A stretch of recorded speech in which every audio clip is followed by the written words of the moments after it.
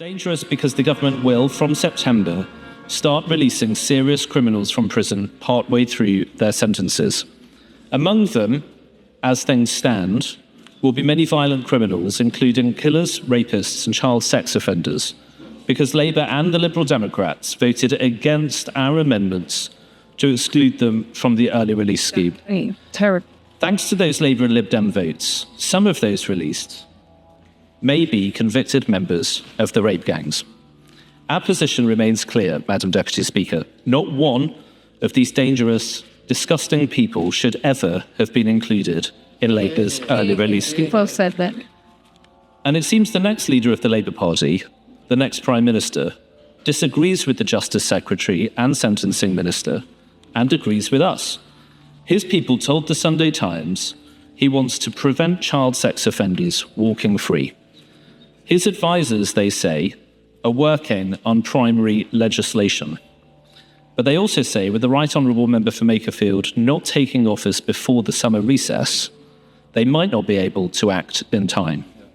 And this is what's very strange about this dangerous moment. We have a Prime Minister squatting in Downing Street, holding on until the World Cup final, recording videos in empty rooms about his achievements and legacy, pretending he'll intervene to overturn Gerald Quonser's red card, with no mandate, no purpose, and no authority. And we have the next Prime Minister, indeed the only candidate to become Prime Minister, saying he disagrees with what the government he's due to lead will do this September, but he lacks the time or the power to do anything about it. That is pathetic.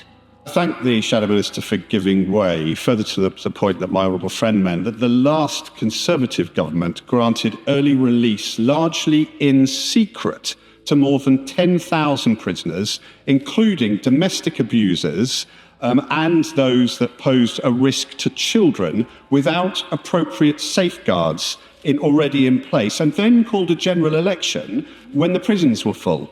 Can he understand why we will not take any lectures on criminal justice on this side of the House from them? I think the same. Startling. The honourable gentleman resembles one of those Japanese soldiers who were still fighting the Second World War, found in 1950. The whips have given up on this debate. The Labour Party has given up on this debate, and he is still reading out the planted questions given to him by the whips earlier today before they bottled it and folded in this debate. All these concerns, very legitimate concerns shared by people up and down the country, has been to say that there's nothing to see here. They still tell us it's all going to be fine, but they haven't had the nerve to ask their MPs to vote on it.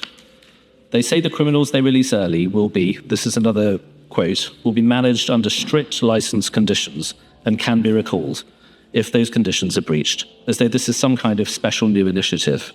Of course they're released under licence, but the government refuses to say what these conditions will entail, whether they're new conditions or tougher conditions, what safeguards are in place, and what resources will be deployed to ensure these criminals don't reoffend or disappear from the radar.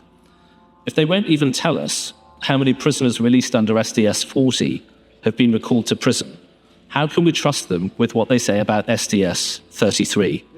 Yes, I will give way. I'm a little puzzled by this excuse that they can always be recalled if they breach the terms, because presumably if they breach the terms, that means there's been a fresh victim of a crime.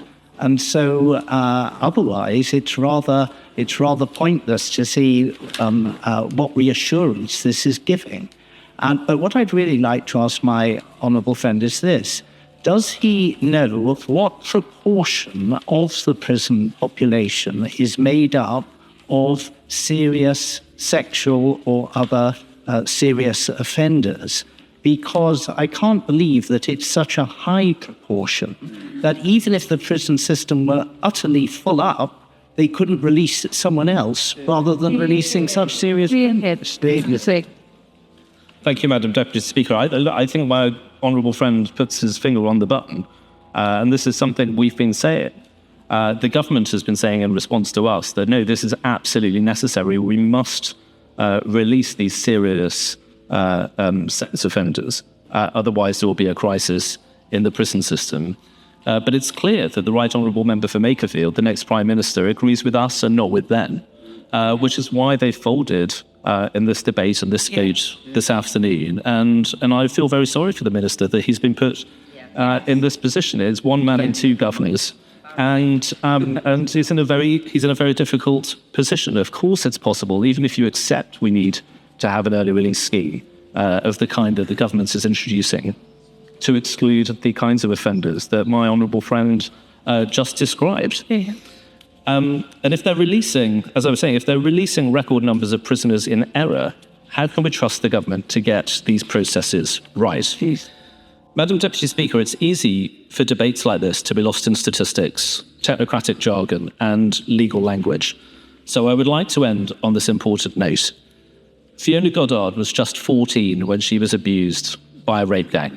7 of her abusers were convicted. In June last year, Fiona received a letter from the Ministry of Justice informing her that her abusers were likely to be eligible soon for early release, having served just half their sentences. Last month, she received another letter saying under the Government Sentencing Act, her abusers may now be released after serving just 1/3 of the time she was told they would serve in prison originally. Fiona and several other victims, Sarah Wilson from Rotherham, Carly and Jessica from Huddersfield, Erin from Dewsbury, and the mother of a victim who since died from Rochdale, have written to all of us, all members of the House. Several of those brave women, and some others, are in the gallery with us today, and they've asked us, in their words, to, quote, hear the pain behind their letter, support an amendment to the Sentencing Act, and exclude sex offenders from the early release scheme. We can only imagine the suffering and the torment these women have experienced. To be told that those who abused them over many years may now be back on the streets long before they were supposed to be is not just disgusting, it's terrifying to them. Yes. Madam Deputy Speaker, it's shameful that the Justice Secretary has refused to come to the House today, and it's ridiculous that the government has bowed to our argument and accepted our motion without telling us or victims what it plans to do instead. Victims are left in limbo. Are we going to get emergency legislation? Are we going to get new commencement regulations? Which offences will be excluded from the early release scheme? And how is this possible when ministers previously said it wasn't?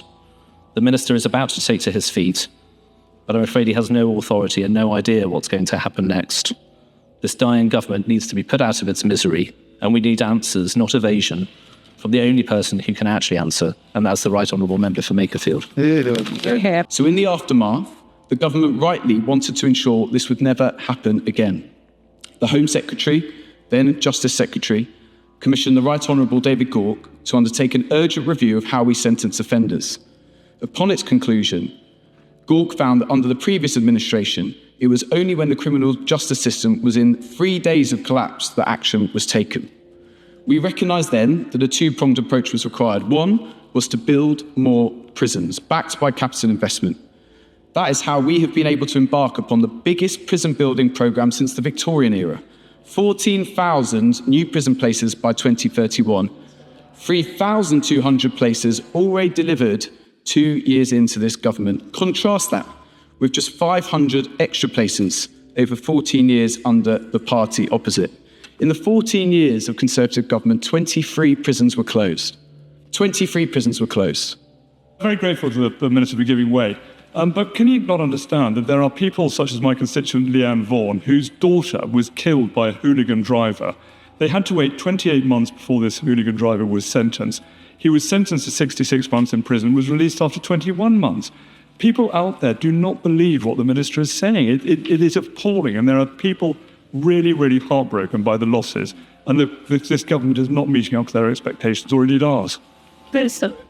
I understand. I meet with victims all the time in my role at the Ministry of Justice. Before being elected to Parliament, I represented many victims of child sexual abuse every day in courts up and down the country. I understand the issues that victims face, like his constituent. I would press the Right Honourable Member that the Sentencing Act and the provisions that we are debating today have not come into effect. I'm very happy to speak with him outside the chamber about that individual case, of course, but just to be aware of the context of this Sentencing Act and the provisions that have been implemented by this government. I took part in Rupert Lowe's independent rape gang inquiry. The honourable member for Great Yarmouth. Part in the independent rape gang inquiry, meeting victims who had waited such a long time for justice and to see their abusers put behind bars. So what does the minister have to say to those victims who received a letter to say their perpetrators are back on the street? Is it that that is a mistake? It isn't going to happen, because ministers had said those who'd done the most serious of crimes, the most heinous of crimes, would not be on the street. So can he take this opportunity to say those letters were a mistake? But, Madam Deputy Speaker, I'm not sure which letter she's referring to, because none of the letters that have been sent out by the Ministry of Justice has referred to people already being released. But I understand the concerns that she raises. We take our engagement with victims incredibly seriously.